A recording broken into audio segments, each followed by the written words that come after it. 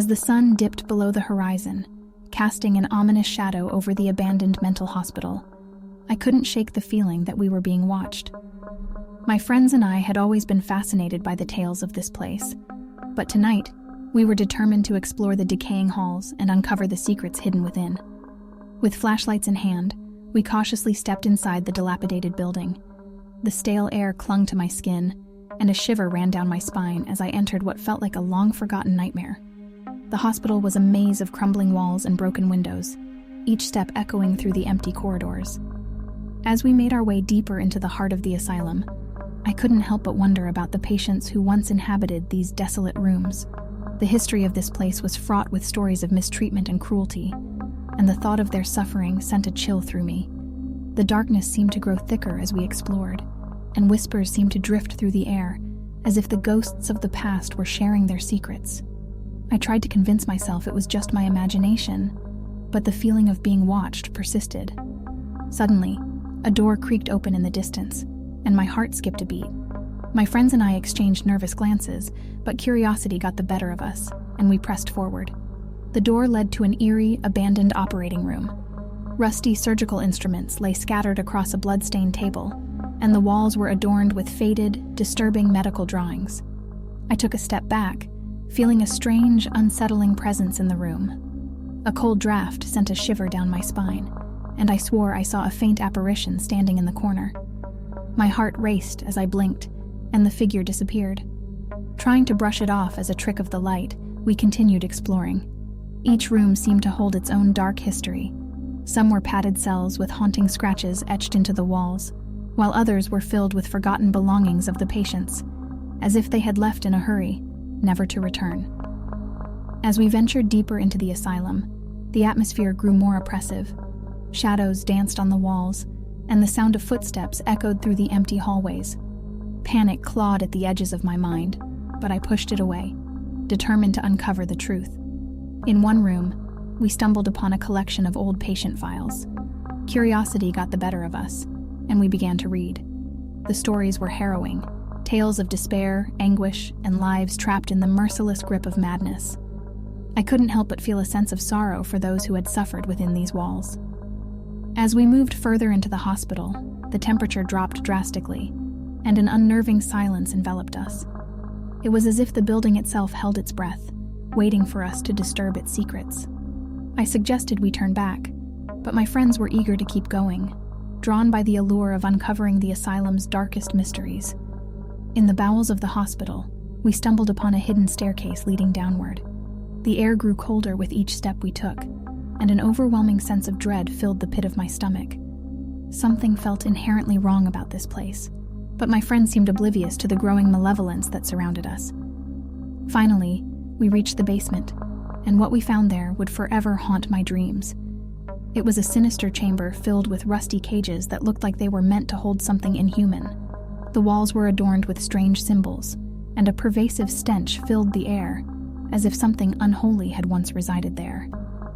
As we stood frozen in fear, a low, guttural growl emanated from the darkness.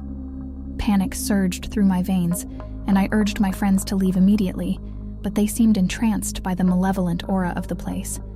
Without warning, the cages began to rattle violently, as if some demonic force was trying to break free. My friends finally snapped out of their trance, and we ran as fast as we could, the sound of our footsteps echoing through the haunted asylum.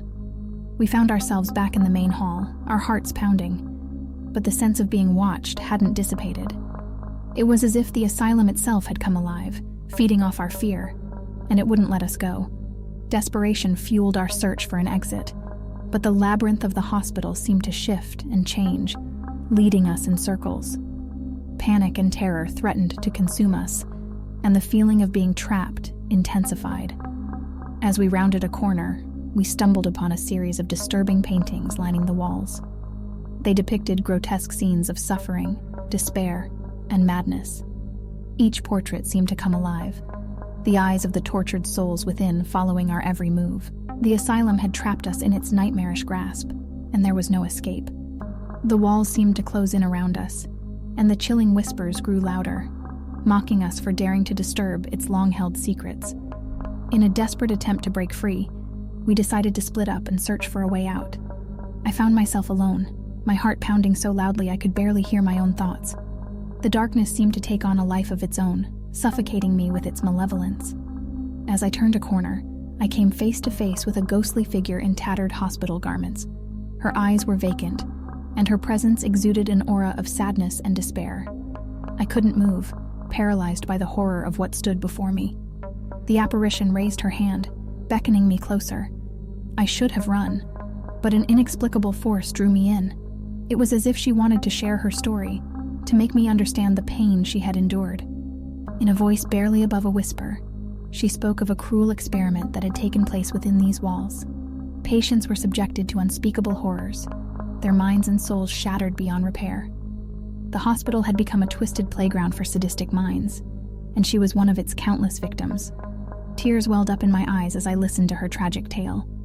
She reached out, and I could feel a chilling touch on my shoulder. The pain and suffering she had endured seeped into my very soul, and I felt a deep connection to her pain. Suddenly, the apparition's expression changed, her eyes turning cold and malevolent. She let out a haunting scream, and the world around me seemed to warp and twist. I was thrust back into reality, my heart pounding, and my mind reeling from the encounter. Frantically, I searched for my friends, desperate to escape the asylum's nightmarish grip. I found them huddled together in the main hall, terror etched on their faces. They had seen their own horrors, encountered malevolent spirits that tormented their very souls. With each passing moment, the asylum seemed to grow darker, its malevolence closing in on us like a suffocating fog. We were trapped within its walls, tormented by the tormented souls who still roamed these halls. The night dragged on, and with each passing hour, the asylum's grip on us tightened. I could feel myself slipping, my sanity fading away into the abyss. My friends were no different, their faces etched with fear and despair. As dawn approached, we huddled together in the main hall, our only hope for survival. The asylum seemed to feed on our terror, sapping our strength and resolve. It was as if the very essence of madness permeated the air, threatening to consume us whole. But just as all hope seemed lost, a faint glimmer of light broke through the darkness. The sun rose on the horizon, and the asylum's malevolence began to wane. With the first rays of daylight, the apparitions and haunting presences retreated into the shadows, leaving us battered but alive. We stumbled out of the asylum, our minds forever scarred by the horrors we had witnessed. The abandoned mental hospital had claimed a piece of us that night, leaving us changed in ways we could never fully comprehend. To this day, I still feel the asylum's haunting presence in my dreams, its malevolence lurking in the darkest corners of my mind.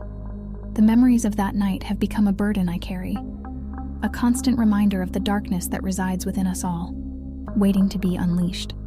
And so, I share this cautionary tale as a warning to those who dare to venture into places best left undisturbed. The abandoned mental hospital is a graveyard of forgotten souls, their pain and suffering echoing through the decaying walls. Madness lingers there, waiting to ensnare anyone who dares to wander into its grasp.